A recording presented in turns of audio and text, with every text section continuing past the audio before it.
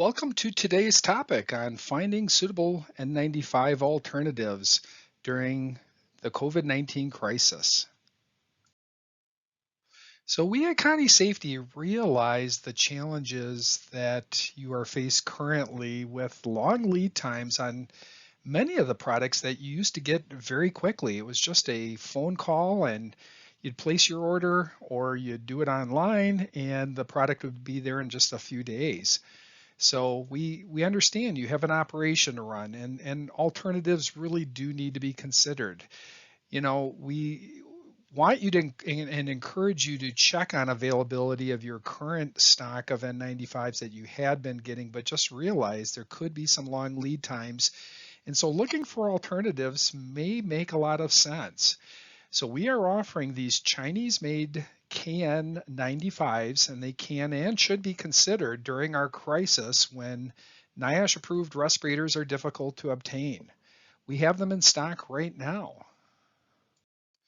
So back on April 3rd of 2020, OSHA put out an enforcement guidance for use of respiratory protection equipment certified under standards of other countries or jurisdictions during the coronavirus disease 2019 pandemic. And basically, this is a memorandum, and it provides interim guidance to our compliance officers, basically for OSHA compliance officers, so that they know how to properly enforce the respiratory protection standards and other health standards as it pertains to the shortages of disposable N95 respirators.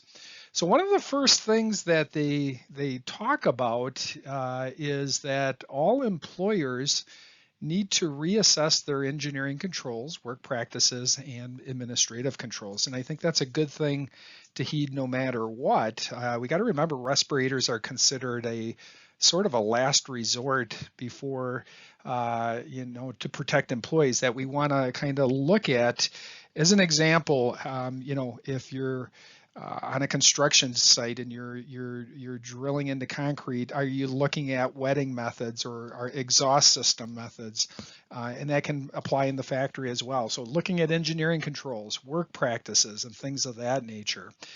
And then they basically have some points of reference that prioritize the efforts to acquire and use equipment in the following order. So first off, they want you to look at NIOSH certified equipment. So if you're struggling to find your current N95s for your workers that you are currently using, you would then look at other NIOSH approved products. Maybe that's going to a half mask and putting on P100s. Maybe it's going to supplied air. I don't know. They just want you to at least investigate, even with your supplier, are there other NIOSH certified equipment that can be used?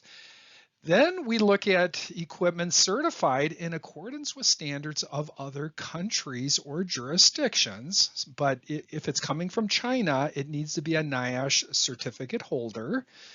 And then the third prioritization is equipment certified in accordance with standards of the People's Republic of China, the manufacturer of which is not a NIOSH certificate holder, which is what we are offering, and that is the style of mask, and I'll give you some more information about what that means.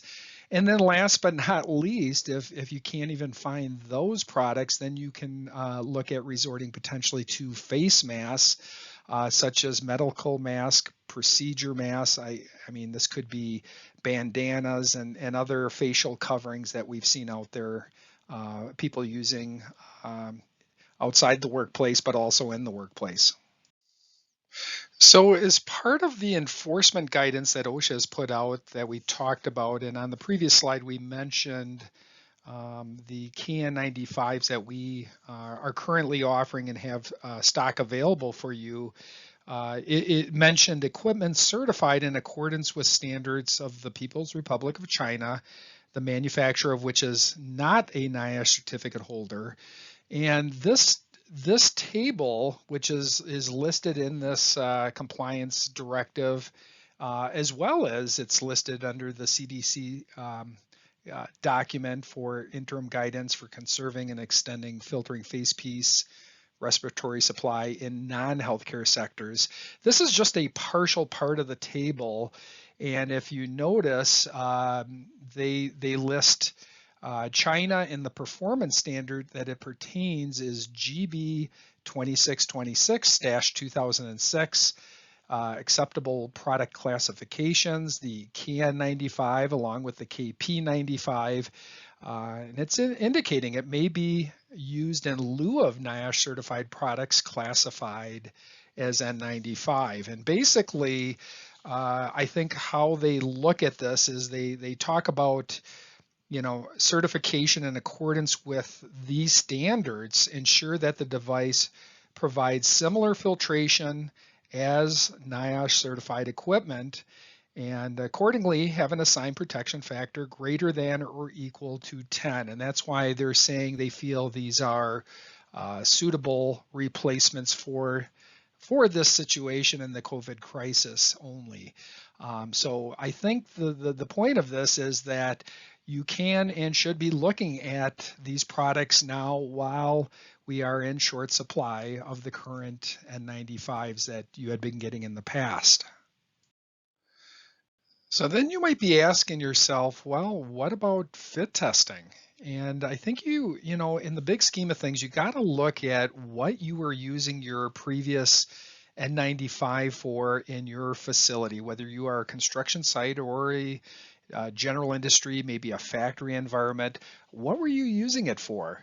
Were you fit testing before? In other words, were you over the OSHA permissible exposure level for a chemical and were requiring your employees to be fit tested? And so that's kind of looking at voluntary use versus required. And, of course, you're wanting to look at the application of what you're using it for.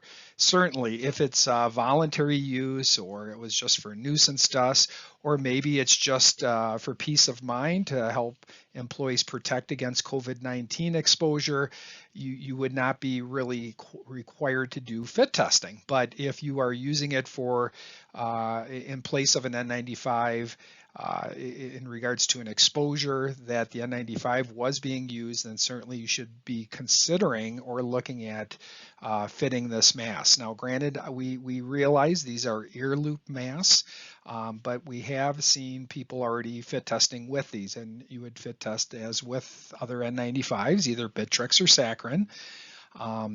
And don't forget all other requirements of a respiratory protection program. You still need to medically evaluate, because if you have employees that you're mandating wear a respirator, you want to make sure they're medically fit to wear the respirator. You still want to provide training, and again, I encourage you to look at this enforcement guidance document that I'm referring to. And I'll make mention of the link at the very end, again, just so you know where to look for it and read all about it. But they do mention that you want to ensure your users perform a seal check each time they don a respirator, whether it's NIOSH certified or a device certified under standards of other countries or other jurisdictions.